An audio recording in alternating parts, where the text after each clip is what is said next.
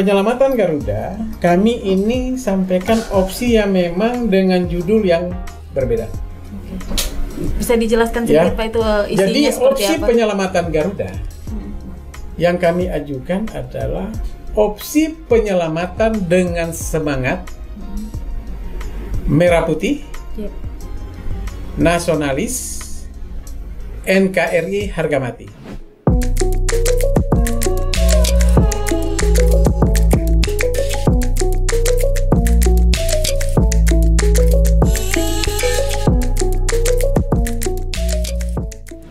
Hai, balik lagi bersama saya Natalia Lawrence di podcast jpn.com. Kulik terus, jangan kasih kendor. Dan viewers, hari ini kita khusus ngebahas soal masalah nasib karyawan Garuda Indonesia yang ikut terpuruk akibat dampak ekonomi dari pandemi COVID-19. Dan oleh karena itu, saat ini sudah hadir di studio bersama saya tamu spesial kita, Koordinator Sekretariat Serikat Karyawan Garuda Indonesia Bersatu, Bapak Tommy Tampati. Halo Bapak, apa kabarnya? Halo, kabar baik. Ya, boleh Pak dibuka maskernya nggak apa-apa biar ngomongnya lebih lancar obrolan kita ya Pak ya. Sehat-sehat ini ya Bapak ya di tengah perjuangannya bersama Serikat Karyawan. Ya, Bapak bisa menceritakan singkat tentang bagaimana kondisi Garuda saat ini, seperti apa di internal di tengah pandemi COVID-19 ini juga. Oke, kondisi Garuda sekarang ini saya kira tidak beda juga dengan kondisi-kondisi bisnis-bisnis lainnya. Yeah. Nah, memang untuk pariwisata, untuk angkutan udara, ini kita sangat terpukul dengan adanya COVID. Yeah. Nah, memang saya kira sebagaimana diberitakan bahwa penerbangan sekarang ini kan dari 100% itu kita hanya bisa sampai kita 25%. Yeah. Maka dari itu dampaknya luar biasa. Dan itulah yang membuat kondisi Garuda seperti yang diberitakan sekarang ini. Bapak sejak tahun berapa bekerja di Garuda Indonesia? Mungkin bisa di flashback lagi dari awal. Saya di Garuda itu sejak dari tahun 1987. Oh, saya baru lahir. Kemudian Bapak udah di Garuda. Jadi memang sangat mengikuti perkembangan Garuda. Ya, sejak dari 87. Ya. Itu masa kejayaan Garuda tuh biasanya di tahun berapa sih Pak? Kan Bapak dari 87 nih. Ya. Sudah 32 tahun. 89 90 itu kejayaan kita 92 karena memang tidak ada kompetisi di sana. Ya. Kemudian kemudian kan saat ini kan kita ketahui bahwa Garuda sedang merugi, tapi kan meruginya bukan sekarang ya Pak. Itu sudah dari dulu, itu sejak tahun berapa sih mulai ada gejolak gelombang kerugian dalam Garuda, bisa diceritain? Ya, jadi gini, sebenarnya memang seperti sudah terkuak di media. Iya. Ada juga permasalahan Garuda terkait dengan pengadaan alat produksi pesawat. Nah, itulah yang sekarang ini disebut sebagai beban masa lalu. Oke? Saya kira teman-teman juga mengikuti perjalanan Garuda seperti apa bisnisnya. Memang sekarang ini menjadi begitu signifikan kondisinya karena memang diterpa oleh bencana COVID. Nah, pada waktu yang lalu-lalu kami juga mengalami krisis yang pernah dialami Garuda, tetapi operasional kita masih jalan. Jadi masih tercover lah kondisi-kondisi yang ada. Nah, sekarang ini memang ini terbuka lebar, ini kondisi menjadi semakin berat karena selain tadi beban masa lalu ada kondisi COVID. Ditambah juga ada kondisi di internal menurut kami yang mungkin tidak maksimal dalam hal ini mengelola beberapa lini bisnis. Kita ketahui posisi COVID sekarang ini kan memang penumpang ini mobilenya sangat terbatas. Tetapi kan ada lini bisnis yang sebenarnya hampir tidak pengaruh dengan COVID. Itu apa? Kargo. Karena mobile barang itu sampai sedetik ini masih berjalan terus. Lancar, ya. Saya kira bicara logistik. Kecuali kita sudah tidak ada di muka bumi ini, sejauh masih ada manusia, logistik ini tetap akan jalan. Nah, ini ya memang juga kami sudah ingatkan ke manajemen perlu maksimal dalam pengelolaannya. Satu. Kedua, ada potensi charter juga. Oh, ada juga yang ada charter pesawat itu. Okay. Karena banyak juga orang kaya, banyak juga instansi jika ada kebutuhan dia charter pesawat. Nah, ini kelihatan masih belum terkelola dengan maksimal. Belum total pengelolaan. Belum. Nah, itu saya kira dalam konsep kita ini termasuk sudah diserahkan ke presiden, beberapa masukan yang kami sampaikan di sini. Itu akan diserahkan. Ya sudah. Nah, demikian juga ada hal-hal yang saya kira sekarang ini kan perjalanan dinas sudah mulai jalan. Iya. Pasar ini yang kami ingatkan ke manajemen, coba tangkap. Namanya itu corporate account. Jadi kita harus bagaimana memaksimalkan corporate account ini ke semua instansi, pemerintah ataupun swasta. Dengan tadi struktur harga yang bisa menjangkau semua instansi ini. Dan sini sudah kami usulkan juga kepada Pak Presiden. Tadi Bapak bicara soal beban masa lalu juga. Beban masa lalu apa sih yang belum terselesaikan di Garuda itu sebenarnya, Pak? Ya, jadi gini, bicara beban masa lalu, terutama di pengadaan alat produksi. Sebagaimana tersebar di media sekarang ini, bahwa pengadaan pesawat Garuda itu dinyatakan termahal di dunia. Berarti ada apa? Nah, tapi saya mau mengingatkan kepada seluruh anak bangsa, karena kami pelaku di dalam. Oke? Permasalahan masa lalu ini sudah kami ungkap. Pengadaan pesawat dari dahulu. Dari KPK pertama dibentuk Pak Taufik Kuraman Ruki sama Pak Eri Riana sebagai Pak Taufik sebagai ketua, Pak Eri sebagai, kami sudah melaporkan hal ini. Masih kantornya di veteran. Sampai ketua KPK kesininya Pak beberapa pergantian dan terakhir bukan terakhir ya, artinya kami juga sempat melaporkan di era Pak Antasari Ashar. Ya. Kebetulan saya ini karena melihat korupsi di Garuda pada waktu itu, saya termasuk yang mencalonkan jadi ketua KPK periode pencalonan Pak Antasari Ashar. Seangkatan. Ya, dan saya lah yang pertama menyatakan bahwa jika saya terpilih jadi ketua KPK, baik sesudah maupun sebelum saya menjabat, terbukti saya korupsi, saya siap dihukum mati saya. Dan istri saya tanda tangan, anak saya tanda tangan saya pada waktu itu. Nah, ketika Pak Antasari Ashar jadi ketua KPK, kami antarlah bukti-bukti itu. Dan kami tahu betul pada waktu itu sudah ada perintah dari Pak Antasari untuk melakukan penyelidikan. Perintah itu diarahkan kepada siapa? Kepada 2 deputi. 1 deputi pengaduan masyarakat yang disebut Duma, Bapak Adi Handoyo dari BPKP. Yang kedua kepada Irjen Pol Ade Raharja sebagai deputi penindakan. Cuma memang kira-kira 2 minggu setelah berita itu kami terima, ya Pak Antasari kena masalah lah seperti yang waktu kemarin itu. Tenggelamlah ini barang. Masuk ke KPK baru ke sini kami laporkan juga sampai kepada Pak Abraham Samad. Itu sudah sampai lapor ke Sudah Abraham kami juga. laporkan masalah pengadaan pesawat, masalah IT, masalah periklanan dan lain-lain.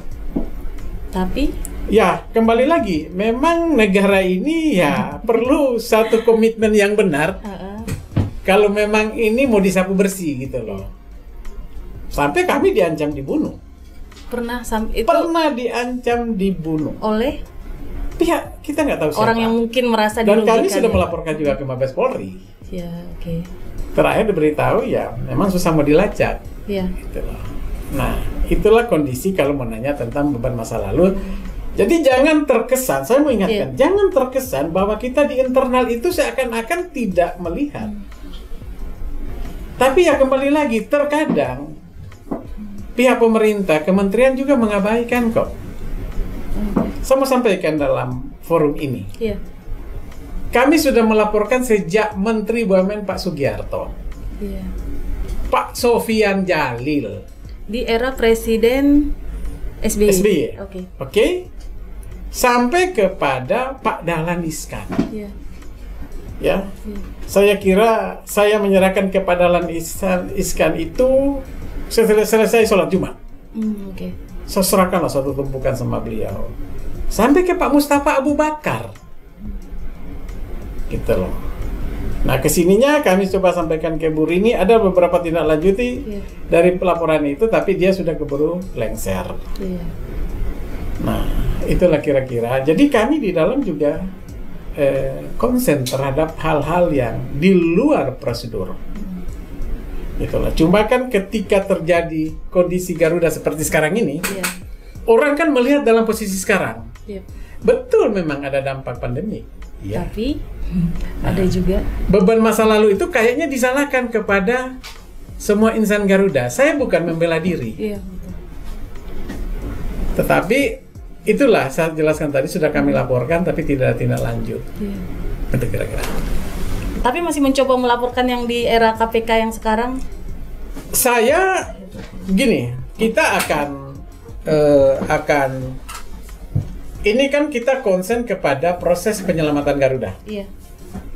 Kami dari Serikat Karyawan Garuda Bersatu, ada Sekarga, ada Asosiasi Pilot, ada Ikatan Awak Kabin, Garuda IKAGI, itu telah membuat opsi penyelamatan Garuda. Dan ini kita sudah serahkan kepada Bapak Presiden secara langsung lewat Menteri BUMN, Pak Erik, juga kepada teman-teman Komisi 6. Diserahkannya kapan itu, Pak? Waktu pertemuan Pak Erik, saya lupa tanggalnya, kemarin waktu pertemuan Pak Erik dengan Komisi 6. Dan kami menemui Pak Erik di Gedung Nusantara 1 untuk menyerahkan ini, dan juga kita serahkan kepada beberapa teman anggota Dewan Komisi 6 untuk dibantu, untuk tolong dilihat ada opsi-opsi yang menurut kami Garuda masih bisa diselamatkan gitu lah. Dan Bapak, kan ini juga ada berita tentang gaji tunjangan dari karyawan yang sampai saat ini ada 327 miliar ditunggak. Itu perkembangan terbarunya gimana tuh, Pak? Jadi gini, kami jujur karyawan tidak memikirkan hal itu. Karena sejak bulan April tahun 2020 kami sudah dipotong gajinya. Sudah dilakukan penundaan pembayaran, jadi angka yang muncul sekarang ini akumulasi. Nah, tetapi saya menyatakan dalam forum ini bahwa itulah bentuk dari kepedulian kita sebagai insan Garuda yang ada di dalam untuk berkorban demi penyelamatan flight carrier kita, aset bangsa kita, Garuda Indonesia. Jadi saya nyatakan tidak kita permasalahkan hal itu, dan karyawan siap berkorban demi menjaga kelangsungan Garuda. Jadi tidak ada masalah dengan jadi tidak ada pula kayak langkah hukum menuntut gaji hak mereka. Wah, enggak lah, saya kira kita tahu diri lah. Ya, kita sangat memahami kondisi Garuda dan kita mengajak semua pihak untuk membantu menyelamatkan Garuda. Berarti termasuk gaji karyawan Garuda yang juga yang bekerja di luar negeri semua belum dapat ya? Semua dipotong gajinya, dan itu tidak kami permasalahkan. Kemudian apakah sampai saat ini sudah ada karyawan yang akhirnya mengundurkan diri karena masalah ekonomi dan juga internal Garuda ini, Pak? Akibat dampak ekonomi. Seperti diberitakan, saya kira sekarang ini kan manajemen melakukan restrukturisasi. Salah satu langkah yang mereka lakukan adalah melakukan pengurangan karyawan. Itu sudah dilakukan? Sudah 2 kali, dan ditawarkanlah program pensiun dini. Memang dalam perjanjian kerja bersama kita itu diatur tentang seseorang pegawai bisa mengajukan pensiun dini dengan mendapatkan hak yang sudah dirinci dalam perjanjian kerja bersama, dan itu nggak ada masalah. Terkait hak-haknya sampai detik ini tidak ada masalah. Nah, program pensiun dini itu, saya tegaskan kembali, itu program restrukturisasi manajemen dan dilaksanakan secara sukarela. Siapa yang terpanggil, dan mungkin ada beberapa karyawan mungkin merasa sudah tidak begitu nyaman dengan kondisi, mereka sudah mengajukan. Untuk periode tahun lalu itu 2020 itu ada sekitar 600 karyawan. 600 karyawan yang mengajukan pensiun dini. Sekarang sudah ada beberapa, tapi kami tidak bisa memastikan angkanya karena itu ada di pihak manajemen. 600 orang yang sudah mengajukan pensiun dini itu apa? Semuanya sudah terpenuhi hak pesangon dan semuanya? Sudah terpenuhi. Oke. Kemudian sampai saat ini kalau itu kan mereka yang mengajukan ya Pak. Kalau yang diputuskan oleh perusahaan untuk diberhentikan sementara itu sudah berapa Pak? Kan tadi kan Bapak sudah 2 kali prosesnya ya? Iya. Yang 2020 sekitar 600 lebih. Iya. Nah sekarang ini kan ada pengajuan yang baru itu.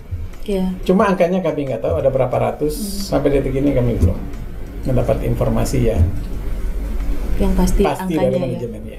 Sejauh ini gimana cara manajemen dan juga karyawan bertahan untuk pertama kan tadi kata Bapak udah legowo aja terkait gaji yang memang tidak dituntut gitu. Gimana cara bertahan untuk bekerja mungkin dari shift-shiftannya atau sistem kerjanya diatur seperti apa gitu? Oke, saya menyampaikan dalam forum ini.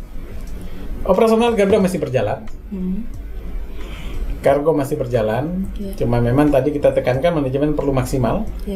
Juga penumpang saya kira ini adalah peningkatan, kami monitor sampai tadi, lumayan peningkatannya.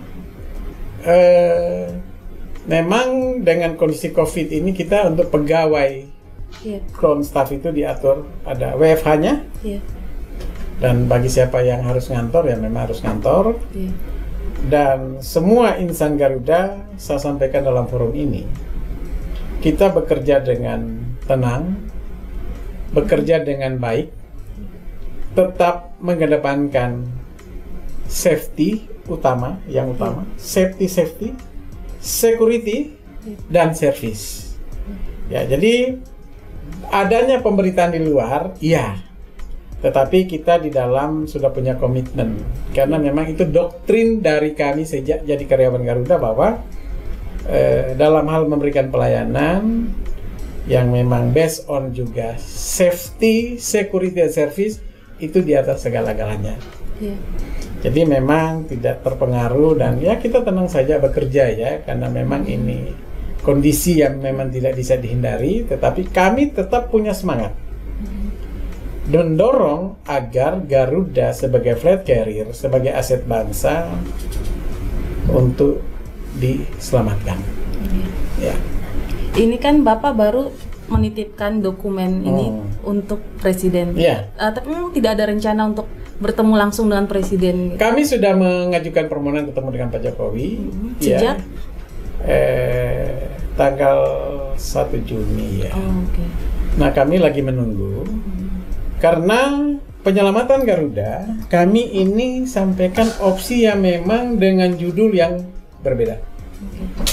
Bisa dijelaskan sedikit Pak itu isinya jadi, seperti apa? opsi penyelamatan Garuda yang kami ajukan adalah opsi penyelamatan dengan semangat merah putih, nasionalis, NKRI harga mati. Kenapa? Kami memohon kepada semua pihak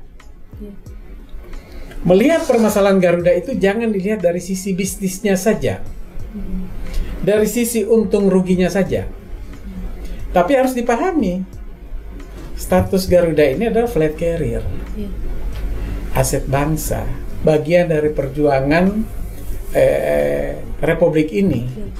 Dan jangan lupa, ini yang paling penting,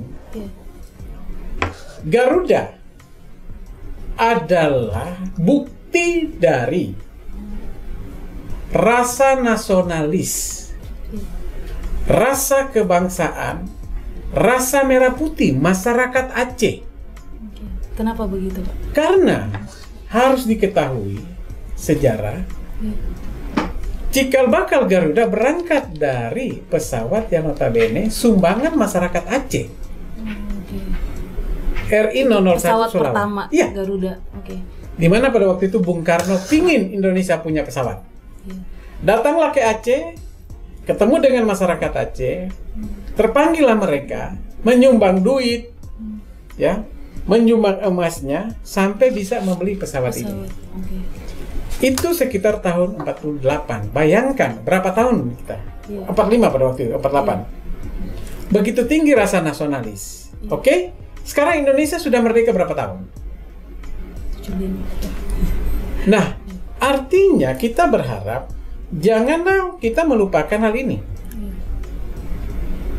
Dalam kondisi kita sudah merdeka, terus cara pandang yang begitu praktis, begitu simpel, bubarin aja Garuda, bangkrutin aja Garuda, kasih aja sama orang asing Garuda. Itu yang kami sebagai anak bangsa meminta. Sepertinya Republik ini harus melakukan review kembali terhadap rasa nasionalis, rasa merah putih, rasa berbangsa.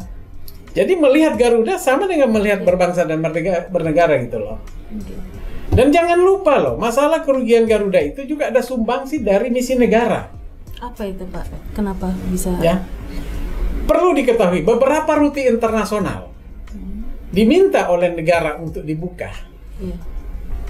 Walaupun kita terbang rugi, katakanlah ke Jepang, ke Eropa, itu kan ada misi negara. Secara hitung-hitungan dia rugi. Tapi kembali lagi, ketika kita berbicara tentang masalah hubungan internasional, kepentingan bangsa, eksistensi bangsa, ada di sana gitu loh. Nah, bahwa ini sekarang sudah wacanakan bahwa internasional akan ditutup, ya silakan saja. Dan ingat, Garuda tidak pernah mendapatkan PSO loh, seperti yang lain-lain. Jadi Garuda terbang dengan hasil bisnisnya saja. Ada yang penting saya mau sampaikan, mudah-mudahan ini didengar oleh semua pihak. Begini, status Garuda flight carrier, Oke? Aset bangsa, punya negara. Garuda dalam hal bisnis disuruh bertarung dengan kompetitor yang sangat banyak. Sangat banyak. Garuda sebagai flight carrier 1000% kita patuh terhadap regulasi, terhadap aturan yang terkait dengan masalah safety, ya, masalah security, dan masalah service. Semua ini membutuhkan biaya, tidak sedikit. Safety termasuk perawatan, termasuk SDM. SDM Garuda itu tidak sembarangan. Ya, pilotnya, mekaniknya, bukan dari rekrutmen sampai dalam perjalanan itu rekaren itu dilakukan, itu butuh biaya. Jika tidak di dalam negeri, ke luar negeri, nah, butuh biaya. Karena kami jaga standar totalitas itu. Ya, Pak. Ya. Dan internasional melakukan audit, kiblatnya Garuda. Betul. Untuk Indonesia. Ketika Garuda ini sudah baik semua. Nah, ini yang kami kira. Kami juga minta kepada Bapak Presiden, kepada semua pemangku kepentingan, harus jelas posisi negara terhadap flight carrier. Saya kasih contoh Australia dan beberapa negara. Mereka ini luar biasa.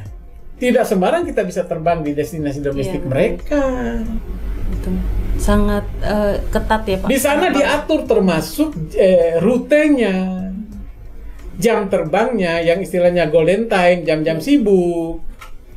Itu dikuasai oleh 60% dikuasai oleh flight carrier, oleh BUMN. Di Indonesia enggak. Nah, maka dari itu kami minta kepada Bapak Presiden, Menteri Perhubungan, Menteri BUMN, Komisi 6, Komisi 5, tolong dong. Kalau memang benar Garuda ini sebagai flight carrier, ya, posisi negara harus jelas loh. Sekarang ini masih setengah-setengah ya posisi negara. Sekarang ini ya kira-kira rakyat sudah bisa menilai. Ya, terutama dalam hal rute. Itu loh. Di mana-mana itu 60% dikuasai oleh flight carrier. Demikian kebijakan open sky. Ya, terlalu bebas mereka terbang ke kita. Nah, ini yang dalam konsep kami juga sampaikan. Nah, sebenarnya menyelesaikan Garuda sekarang ini, menurut kami ini, kalau memang Bapak Presiden dan para pemangku kepentingan lainnya berkenan, kami butuh dukungan. Ya, jangka pendek, iya, kita butuh modal kerja. Karena imbas operasional kita terganggu karena pandemi. Ya. Nah, modal untuk itu. Tapi untuk jangka panjang, kalau ini COVID sudah berjalan, dalam konsep kami juga kami bermohon kepada Bapak Presiden, Menteri Keuangan, Menhub juga. Ya, Menhub, Menteri BUMN, semua perjalanan dinas, instansi yang menggunakan APBN, alangkah baiknya memakai Garuda. Ya, dengan Garuda juga harus melakukan reposisi terhadap harga. Oh, jadi bisa. Ya, jadi masuk dalam pagu anggaran daripada instansi ini. Dan Garuda jangan mahal, lebih mahal daripada yang lain gitu loh. Nah, dari sini ini bisa membantu Garuda. Sangat-sangat bisa. Sangat membantu. Ketika kita hitung per peks mungkin marginnya kecil, tapi kan kita makan akumulasi. Nah, kita bukan mau diskriminasi, tapi kembali ini punya negara dalam posisi harus menyelamatkan flat carrier. Kalau memang Bapak Presiden, Bapak Menteri BUMN, Bapak Menteri Perhubungan, dan Ibu Menteri Keuangan dan anggota Dewan masih benar-benar mempertahankan adanya flat carrier. Ini setelah kan ini panjang dan sangat lengkap ya Bapak penjelasan dari konsep itu. Tanggapan Pak Erick Thohir setelah Bapak menjelaskan panjang lebar tentang konsep untuk penyelamatan Garuda ini. Oke. Pak Erick sangat respect dengan judul opsi penyelamatan Garuda sebagai flat carrier dengan semangat merah putih, nasionalis, NKRI harga mati. Dan begitu kita jelaskan, dia sangat setuju. Tetapi kita ingatkan sama Pak Erick bahwa wilayah bisnis regulasinya memang ada sama Pak Erick. Tapi berkaitan dengan regulasi rute, regulasi golden time itu ada di Menteri Perhubungan, Pak Budi Karya. Jadi kita minta ya Pak Erick, tinggal bagaimana cara berkoordinasi lah Pak. Ini hanya usulan dari kami di internal Garuda untuk penyelamatan Garuda ke depan dan jangka panjang.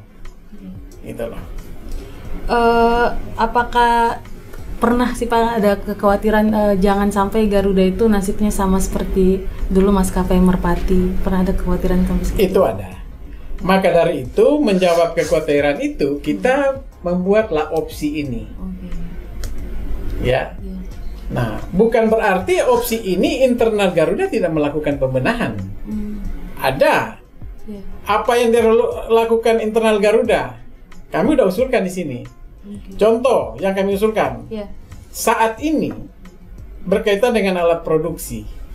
Nah, kami minta manajemen, direksi yang ada, maksimal melakukan renegosiasi dengan lessor. Yang katanya sempat ada berita utang 70 triliun itu gimana pendapat Bapak? Renegosiasi maksimal gitu loh. Bagaimana caranya gitu loh. Demikian lini-lini bisnis yang ada dikelola secara maksimal. Tadi saya sebutkan kargo, charter, tentang corporate account, terus efisiensi. Ya kita siap, harus lakukan efisiensi. Review lagi kontrak-kontrak yang selama ini mungkin kurang teliti, kita benahi lagi. Gitu loh. Kita internal harus melakukan reposisi itu. Nah, kalau itu sudah dan di-mix dengan konsep opsi satunya Pak Erick kan mendukung penyelamatan Garuda. Tinggal di-mix dengan opsi kita. Kami yakin ke depan Garuda akan tetap baik lagi. Dan yang berikutnya, yang paling utama adalah juga komitmen. Kami berencana mau ketemu lagi sama Pak Erick untuk diskusi yang lebih konstruktif. Dan kami akan usulkan sama Pak Erick, bila perlu bikin komitmen. Kami mewakili karyawan dan direksi mewakili manajemen. Buat tanda tangan komitmen. Artinya siapapun ke depan yang memimpin di Garuda,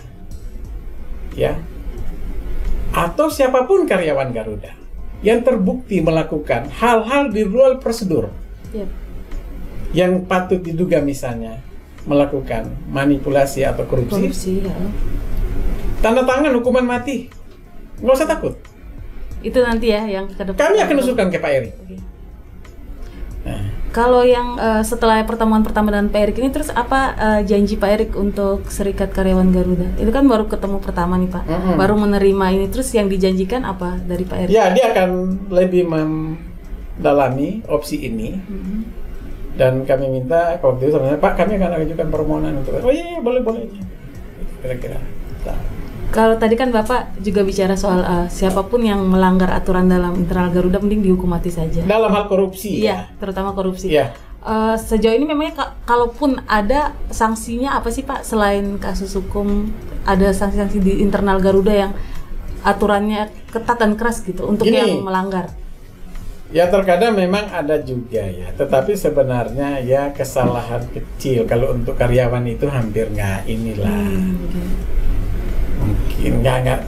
Tapi dalam hal ini direksi, oke. kebijakan mereka. Saya kasih contoh pengadaan pesawat, spare part, dan lain-lain. Itu kan keputusan mereka. Iya betul. Ya, itu yang memang harus menjadi komitmen. Satu sama sampaikan ke forum ini. Mudah-mudahan Pak Erik dan Pak Presiden lihat kesalahan besar selama ini. Ya, pemerintah dalam hal ini Menteri BUMN, Menteri Perhubungan, juga mungkin Bapak Presiden tidak menganggap serikat pekerja itu hal yang penting dalam hal pemberian informasi. Kalau saja, misalnya sekarang Pak Erik membuka diri, serikat pekerja, ayo serikat pekerja BUMN, you ada bukti, you kasih sama saya. Sama-sama kita kasih ke KPK, yakin aku bersih. Ini yang kami akan tawarkan kepada Pak Erik, karena dia masih Menteri BUMN. Ya, Pak, kalau mau tanda tangan komitmen kita. Karena saya mau sampaikan, namanya karyawan, namanya serikat pekerja, dia tidak akan neko-neko. Karena kita ditugasi di situ, bagian dari anak bangsa, punya tanggung jawab kita di situ, ya.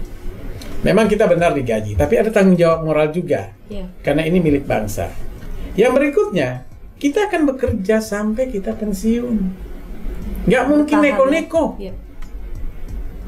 Nah, direksi ini kan bahasanya kan ini kayak orang indekos mereka.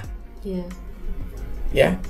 Paling lama kayak Pak Emir ya 2-3 periode lah. Nah, itu nggak bagus juga. Ya. Ya paling 2 periode gitu. Nah, yang tinggal lama di kita, nggak mungkin rumah ini kita akan rusak sendiri. Rumah dalam pengertian ini tempat kerja kita nggak mungkin. Nah, maka dari itu kemitraan Kementerian BUMN dengan Serikat Pekerja BUMN itu sangat penting, sangat penting. Karena kita bisa memberikan banyak informasi. Gitu loh. Sampai saat ini Bapak berarti masih menyimpan bukti yang dari waktu itu dilaporin di era KPK pertama. Saya masih punya bukti, tapi saya nyatakan saya tidak mau ngasih lagi kecuali ada komitmen mau dibongkar benar. Karena selama ini kayak terkatung-katung aja informasi ini disimpan. Lapor, saya sampai sudah pernah ketemu Komisi 3. Masih zaman Pak Ahmad Yani di sana. Ya.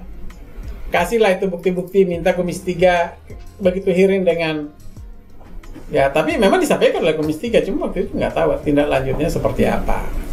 Kita bayangkan zaman Pak SBY Presiden. 3 surat kami antar ke Istana. Satu surat kami antar ke Cikeas. Ke rumahnya ya. Ke rumahnya, sampai kita dihadang oleh Pas Pampres. 1000 surat kami kirim lewat kantor pos Pasar Baru. Kenapa 1000 kami kirim lewat pos Pasar Baru? Karena ini kayaknya Pak Presiden ini nggak nyampe suratnya.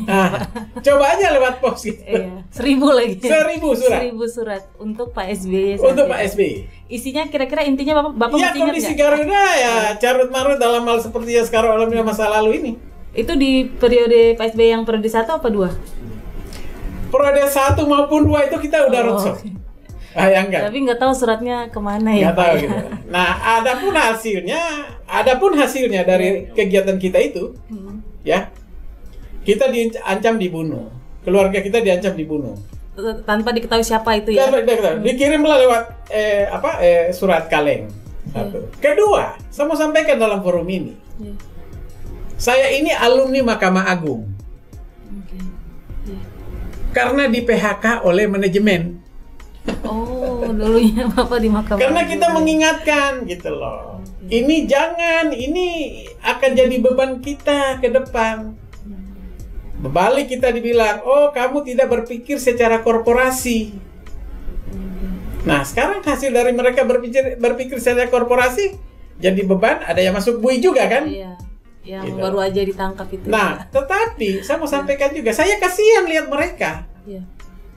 Harusnya mereka bersuara, karena nggak mungkin mereka makan sendiri itu. Saya tawarkan diri, suruh sampaikan kayak orang-orang yang sudah masuk itu. Bila perlu kasih tahu aja, nanti saya sampaikan siapa yang harus dipanggil KPK, tapi nggak mau mereka gitu loh. Saling melindungi ya di sana. Nah kita nggak tahu gitu loh. Nah kenapa saya bilang saya ini alumni Mahkamah Agung? Saya di PHK loh. Karena bersuara di era Pak Emir loh. Iya. Karena bersuara itu. Iya. Dan saya ada bisa lihat di pemberitaan itu. KPK berapa kali saya melaporkan. Jadi orang sekarang mungkin, oh udah masalah IT, itu udah lama sudah lapor kok itu. Itu masalah IT tuh apanya sih Pak yang dilaporkan, yang dipermasalahkan? Ya pengadaan vendor IT. Oh oke. Misalnya. Iya. Banyak lah, tetapi ya kembali lagi saya kira sekarang ini tergantung dari goodwill. Tapi saya percaya loh, ini kalau Pak Jokowi agak lain. Oh. Saya percaya sama Pak Jokowi. Masih yakin ya? Yakin, karena Pak Jokowi di mata saya melihat dia memang kerja, nggak ada kepentingan. Kemungkinan dia agak sibuk gitu loh. Mudah-mudahan kalau ini Pak Jokowi baca, saya yakin dia pakai ini. Oh iya. Kedua, saya sangat berharap suruh ajudan panggil kita. Mana toh buktinya? Pak Jokowi ini buktinya. Bukti-bukti yang kotor-kotor itu. Iya. Itulah. Tapi kalau ada deadline nggak sih dari Serikat Karyawan ini untuk pemerintah, terutama kan sudah memberikannya ke Pak Menteri Erick Thohir, ada deadline nggak? Kira-kira kapan sudah harus bisa diselesaikan? Kami sangat berharap. Memang sebenarnya kuncinya goodwill. Dan sebenarnya kunci utamanya di Pak Presiden. Iya. Masihkah Indonesia membutuhkan flat carrier? Kalau menurut kami masih. Ini berbicara reputasi bangsa loh. Iya. Ya. Kalau Garuda hancur, jadi seperti merpati, orang akan melihat bahwa lama-lama juga Republik ini hancur. Karena melihat Garuda harus lihat secara berbangsa bernegara gitu loh. Ini yang kami sentuh ke Pak Jokowi, ke Pak Erick, ke Menteri Perhubungan, Menteri Keuangan, Menteri Pariwisata. Iya betul. Ya, juga DPR. Gitu loh. Ini kalau Presiden ternyata tanda kutip lama juga menanggapi ini, mau kirim surat juga nggak Pak ke Pak Jokowi? Kalau sampai yang ini juga ternyata terkatung-katung juga sudah diserahkan konsep terbaiknya dari serikat. Ya mau kemana lagi? Betul. Kemarin kita ngobrol-ngobrol, teman-teman bilang kalau ini kita tanggapi gimana? Ada yang bilang kita kirim aja ke kebun binatang kata.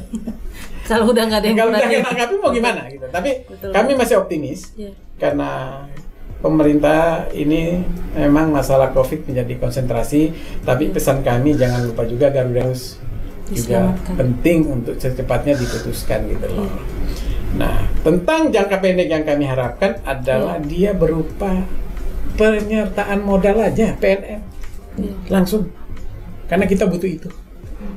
Sekarang ini kan dengan skema MCB dan saya nggak terlalu akan membahas hal itu gitu loh. Ini sekarang menjadi dilema terhadap dana yang sudah disetujui 8,5 triliun ini kan baru 1 triliun yang turun. Karena persyaratan terkait dengan MCB itu sendiri gitu loh.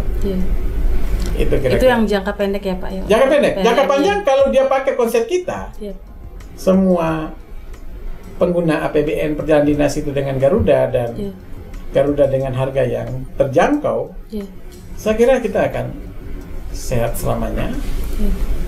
Dan saya kira semua pengguna itu mereka ingin naik Garuda, cuma kan Garuda harganya agak sedikit. Iya Pak. Nah ini yang memang struktur harga ini yang harus dibahas benar. Gitu loh. Terakhir nih Pak Tommy, kira-kira menurut Bapak Garuda masih bisa diselamatkan? Kami yakin.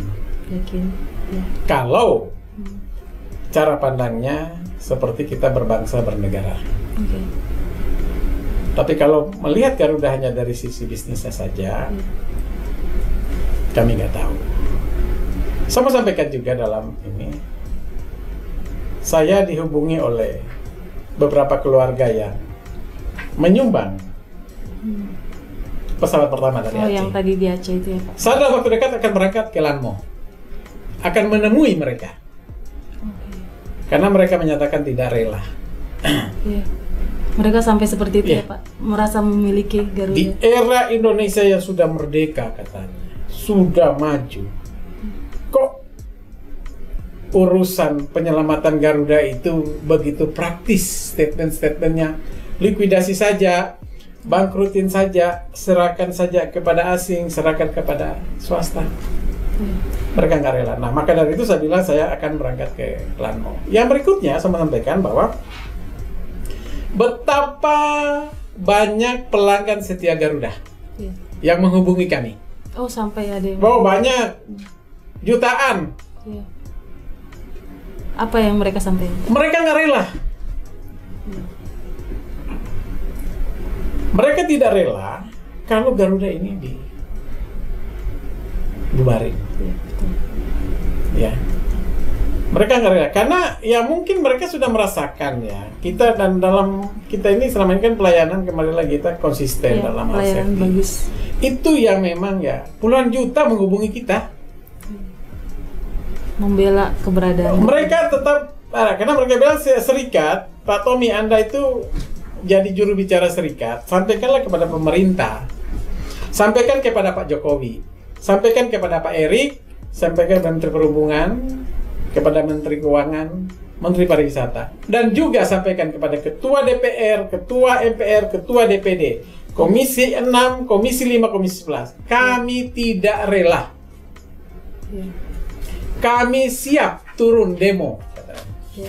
Bahkan semua sudah siap. Saya tadi di mobil ini sama mereka, saya bilang begini, saya dalam waktu dekat juga sedang akan menghubungi dengan Komisi 5, Komisi 6, Komisi 11.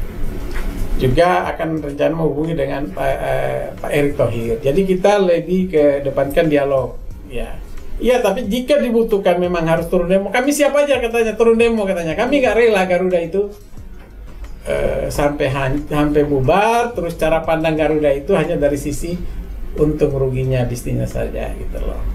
Ini yang kami masih optimis, dan saya sampaikan dalam statement terakhir bahwa kita di dalam bekerja tenang, ya, teman-teman di ground staff, ya, teman-teman pilot, pramugari, teknisi, kita bekerja tetap sebagaimana SOP yang ada, dan kita tetap mengedepankan safety, security,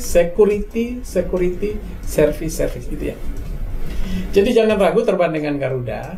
Dan kami tetap punya semangat untuk tetap menjaga Garuda Indonesia itu tetap ada sebagai flag carrier, sebagai aset bangsa, untuk tetap terbang di wilayah Republik Indonesia maupun internasional.